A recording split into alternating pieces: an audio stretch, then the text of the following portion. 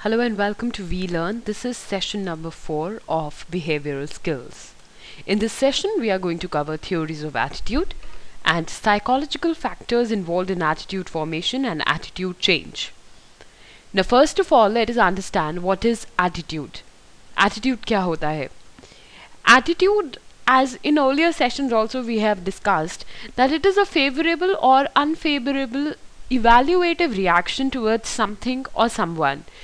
And attitude is basically exhibited in one's beliefs, feelings, or intended behavior. It is a social orientation, an underlying inclination to respond to something either favorably or unfavorably.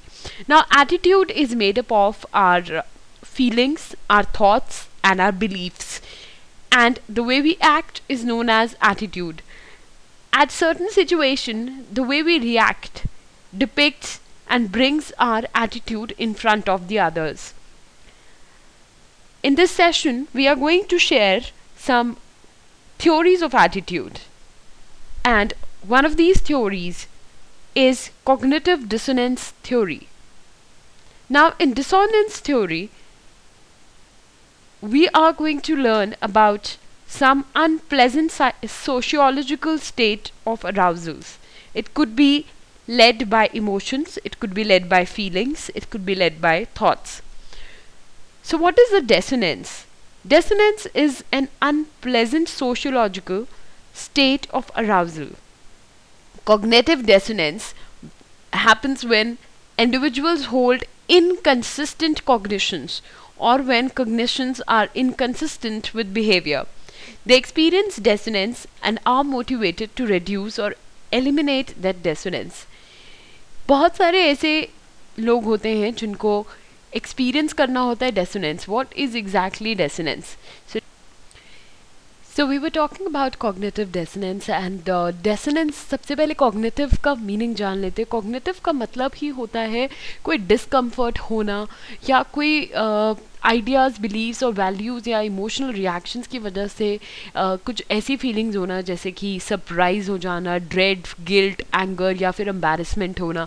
इसको हम डेसोनेंस बोलते हैं. And cognitive cognition का मतलब जानते हैं. Basically cognition का मतलब होता है it refers to a mental process and this process could be related to memory, attention, producing and understanding language and solving problems.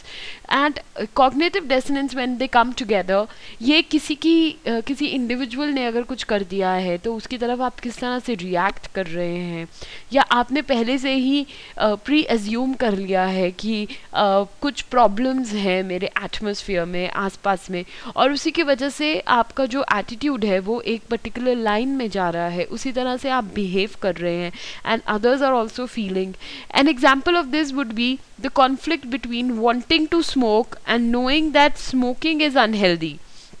एक सबसे बड़ा एक एग्जाम्पल है कि आपको पता है कि आपका मन कर रहा है स्मोक करने का और पता भी है कि smoking is very unhealthy. So a person may try to change their feelings about the odds that they will actually suffer the consequences, or they might add the consonant elements that the smoking is worth short term benefits.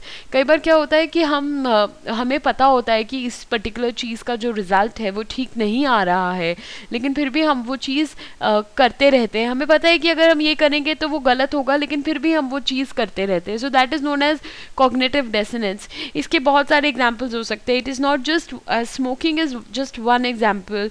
Now we know कि exam में cheat करने से कोई फ़ायदा नहीं होता है. अगर हम पकड़े गए तो हमें सज़ा मिल सकती है, लेकिन हम अपने माइंड को ये सेट कर लेते हैं कि चलो ठीक है, शॉर्ट टर्म के लिए अगर हम, क्या पता हो सकता है ना भी पकड़े जाएं, तो एक बार ट्राई कर लेते हैं चीट करना. So this could be another example. And cognitive dissonance is an unpleasant internal state that results when individuals notice inconsistency between two or more attitudes or between attitudes and behaviors or being hypocritical.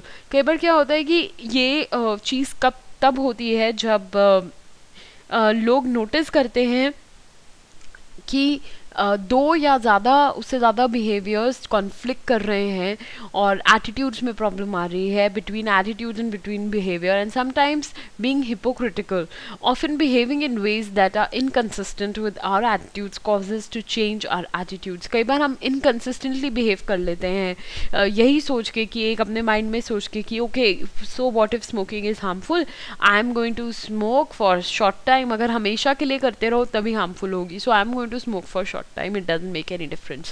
I know the things but still I'm doing it. So that is my attitude. Attitude change decreases the discrepancy and thus reduces negative effect. कई बार होता है कि attitude का जितना change होते रहेगा, जितना हमारा attitude change होगा वो negative effect को कम करते रहेंगे. लेकिन उसके लिए हमें एक regular basis पे खुद से पता होना चाहिए कि where I'm going wrong and what is it that I'm doing that is creating problems. Now attribution theory एक और theory है which is called as attribution theory. Attribution theory attempts to explain how people assign casuality, that is blame or credit. कई बार क्या होता है कि it is easy to blame others very easily. अगर हम एक सिचुएशन में ठीक से फिट नहीं हो रहे हैं तो हम दूसरों को ब्लेम करते हैं उसके लिए. Blame others for the events to the events on the basis of either their own behaviour और द बिहेवियर ऑफ अदर्स. या तो हम लोगों के बिहेवियर के ऊपर पॉइंट करते हैं या तो अपने खुद के बिहेवियर को लेके ही हम दूसरे को ब्लेम करते हैं, या फिर कई बार क्रेडिट खुद ही लेना शुरू कर देते. It is not always negative. अपने आप को हम एक ऐसी स्टेट पे रख लेते हैं that yes I am doing this, I am not getting the results from other people.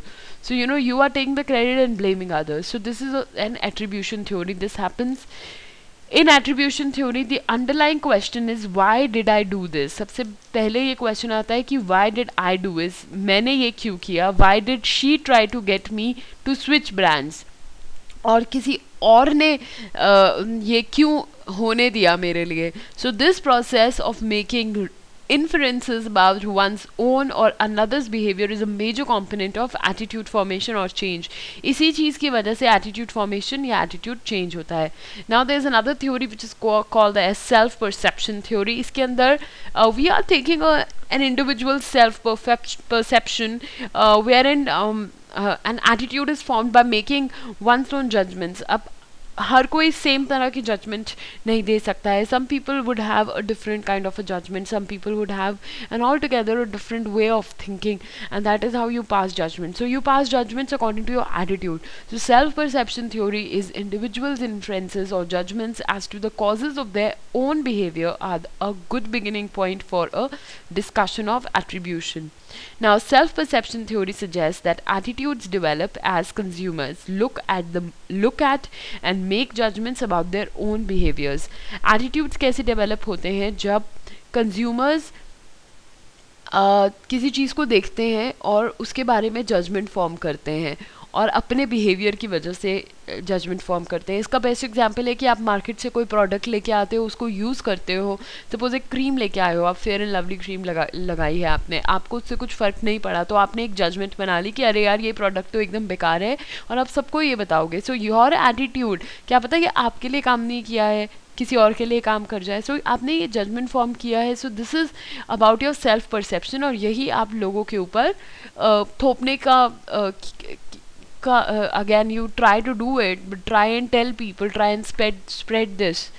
This is a part of the attitude formation. Now, psychological factors involved in attitude formation and attitude change. Attitude हमारा किस तरह से बनता है और attitude किस तरह से change होता है, इसके अंदर बहुत सारे psychological factors भी involved हैं.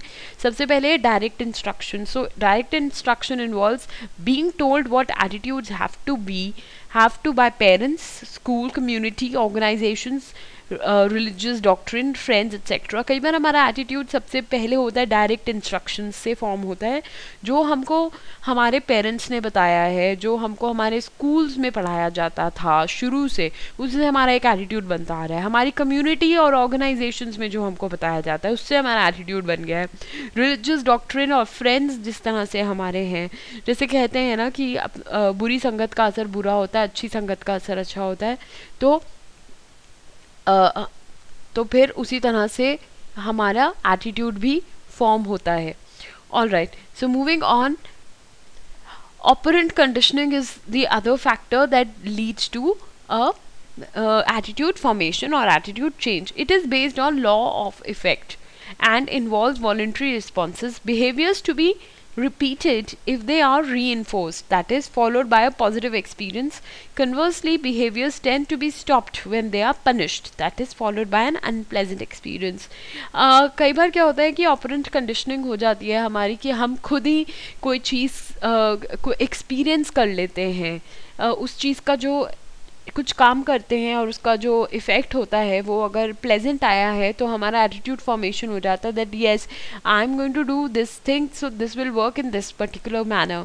सो ये हमको हमारे माइंड में बैठ जाता है और उसी से हमारा एटीट्यूड फॉर्म हो जाता है. And sometimes you know there are certain things that we do and certain things don't give us a good benefit, so उससे भी हमारा एटीट्यूड फॉर्म हो रहा है. Conversely behaviours tend to be stopped when they are punished. कई बार कुछ behaviours होते हैं उनको हमें लोग जब बोलते हैं कि this is not the way you should behave, तो हम लोग अपना एटीट्यूड चेंज करने की कोशिश करते हैं कि हमें पता चल जाता है that this is an unpleasant thing that we have been doing and this is not benefiting to anyone and I need to change my attitude, I need to change my outlook towards others. So this comes from your own experiences and from others experiences, what others are actually telling you that what you have been doing is not right and what you have experienced is followed by a positive or a negative one. Now there is a classical conditioning also. In the classical conditioning it involves involuntary responses that is acquired through the pairing of two stimuli and two events that repeatedly occur close together in time because fused, and before long the person responds in the same way to both events. Now दो events एक साथ हो गए हैं और उन दोनों पे आप डेफिनेटली एक ही तरह से रिएक्शन नहीं देंगे या दो लोग एक इवेंट पे एक तरह से रिएक्शन नहीं देंगे. सो इससे आपका एटीट्यूड फॉर्म होता है और एटीट्यूड चेंज भी होता है. जिस तरह से और लोग रिएक्ट कर रहे हैं क्या पता आप भी उसी तरह से रिएक्ट करना स्टार्ट कर दें. सो that is a part of that particular attitude that you are carrying, and if in case that attitude doesn't comes out to be well, then of course it can go together and we call it as classical conditioning. For example, advertisers create positive attitudes towards their products by presenting attractive models in their ads. एक example है कि जो advertisers हैं वो create करते हैं positive attitude लोगों में. किस तरह से वो बहुत ही ज़्यादा अट्रैक्टिव मॉडल्स को लेके आते हैं अपने एड्स में और लोग उसकी तरफ अट्रैक्ट होते हैं और सोचते हैं कि yes this is a very positive product and we should go and buy it. So वो एक एटीट्यूड फॉर्म हो जाता है. Classical conditioning is specially involve with emotional और इफेक्टिव कॉम्पोनेंट ऑफ एटीट्यूड. जैसे क्लासिकल कंडीशनिंग हमारी काफ़ी ज़्यादा मूवीज़ से भी आती है. मूवीज़ में अगर कुछ ज़्यादा ही इमोशनल सीन होता है तो हम उसको अपने आप से एसोसिएट करने की कोशिश करते हैं. So the more we are associating ourselves to that particular movie, then of course our conditioning is also happening in that manner. Now there is an observational or social observational learning.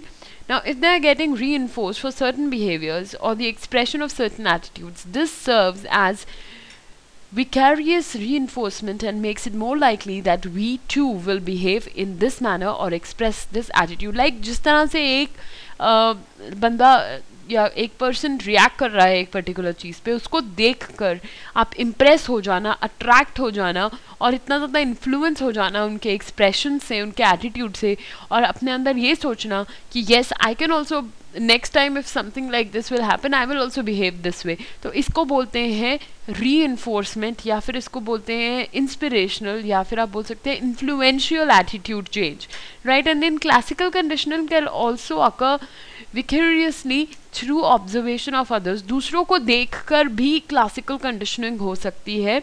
दूसरों को देख के कि किस तरह से और लोग बिहेव करते हैं उससे भी बहुत इंपॉर्टेंट है क्लासिकल कंडीशनिंग. कॉग्निटिव डिसोनेंस पे दोबारा आते हैं. It exist when related cognitions या फीलिंग्स और बिहेवियर्स आर इनकंसिस्टेंट और कॉन्ट्रडिक्टरी. कई बार क्या होता है कि अगर आपकी बिहेवियर्स और फीलिंग्स अलग अलग हैं, आप फील कुछ और करते हैं लेकिन बिहेव किसी और तरह से कर रहे हैं और ये रेगुलर बेसिस पे चेंज होता जा रहा है और कॉन्ट्रडिक्टरी है. सो cognitive dissonance happens and it leads to a negative attitude formation. Now, cognitive dissonance creates an unpleasant state of tension that motivates people to reduce their dissonance by changing their cognitions, feelings or behavior. Cognitive dissonance से एक बहुत ही ज़्यादा tension का state हो जाता है, tension create हो जाती है लाइफ में, और वो टेंशन मोटिवेट करती है लोगों की कि अपना एक डिसोनेंस जो है उसको हमने रिड्यूस करना है by changing the feelings and behaviors. The dissonance they experience is thus likely to motivate them to change their attitude. और जिस तरह से वो जो एक्सपीरियंस करते हैं वही उनको मोटिवेट करता है अपना एटीट्यूड चेंज करने में. This process can be conscious but often occurs without conscious awareness. Unconscious motivation भी होती है. That is, some attitudes are held because they serve some unconscious function for an individual. For example, a person who feels inferior may feel somewhat better by putting down a group other than her own. Now, every individual needs to be pushed. Every individual needs a push. एक आपको push चाहिए, right? और उस जब तक आपको वो push नहीं मिलेगा, जब तक आपको कोई मोटिवेट नहीं करेगा, तब तक वो काम आप नहीं करोगे या उस पर्टिकुलर मैनर में आप बिहेव नहीं करोगे. सो that is what unconscious motivation. And you know, it is unconscious that the person will not be aware of the unconscious motivation at the time it is operative. कई बार अपने आप ही motivation अंदर आ जाती है और अपने आप ही काम हो जाता है, but it may become aware of it as sometime or the later, at somewhere or the other, sometime or the later, the person will actually make sense, and you know, he will become ambitious and he will be motivated. Rational analysis is another theory that says that, you know, being careful and actually weighing the evidence for and against a particular attitude. कई बार होता है कि हम अपने behaviour को carefully study करते हैं, कर पाते हैं, and we are weighing the evidence for कि इस तरह से क्यों हुआ मेरे साथ, और क्या सोर्सेज हैं, क्या फोर्सेज हैं जो अगेंस्ट है मेरे, एंड यू नो क्यों हुआ है. For example, a person may carefully listen to the presidential debates and read opinions of political experts in order to decide which candidate to vote for in an election. It's simple कि लोग पहले पूरा study करते हैं तब जाके वो कुछ एक्शन लेते हैं. पहले स्टडी करेंगे, उसका बैकग्राउंड चेक करेंगे, प्रेसिडेंशियल डिबेट्स को पढ़ा है, ओपिनियंस ऑफ पॉलिटिकल एक्सपर्ट्स के पढ़ के तभी डिसाइड कर पाएंगे कि किस कैंडिडेट को वोट करना चाहिए इलेक्शन में. ऐसे ही नहीं कि बिना सोचे समझे आप जाके इलेक्शन में वोट कर देंगे. Now that we have discussed the theories of attitude formation and theories of attitude change, let us do an exercise. This is for you to do it yourself. How are emotions related to attitude change, and what are the psychological factors involved in attitude formation? That's all we have for this session today. Thank you.